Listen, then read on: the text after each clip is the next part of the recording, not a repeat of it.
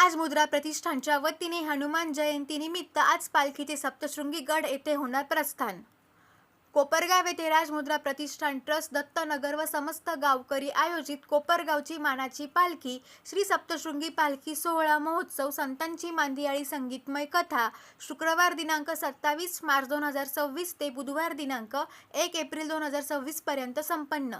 तसेच श्री सप्तशृंगी पालखी प्रस्थान सोहळा चैत्र पौर्णिमा श्री हनुमान जयंती निमित्त शुक्रवार दिनांक 2 एप्रिल 2026 रोजी परमपूज्य स्वामी रमेश गिरीजी महाराज मठाधिपती राष्ट्रसंत जनार्दन स्वामी आश्रम यांच्या शुभ हस्ते पालखीचे पूजन व दुपारी 4 वाजता वणीगड येथे प्रस्थान पालखी मिरवणूक 2 एप्रिल 2026 ते 5 एप्रिल 2026 या कालावधीत होणार आहे। वणीगड प्रस्थान वेळी प्रमुख उपस्थिती आमदार आशुतोष दादा काळे हे राहणार आहे।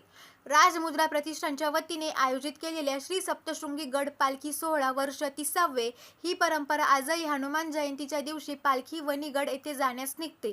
पालखी कोपरगाव येथे रवाना झाल्यानंतर दिनांक 7 एप्रिल 2026 रोजी काल्याचे कीर्तन व महाप्रसाद भंडाऱ्याने या कार्यक्रमाची सांगता होणार आहे।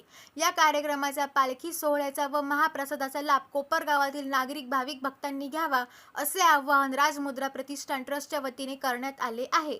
SJ मराठी न्यूज चॅनेलसाठी संतोष जाधव, कोपरगाव।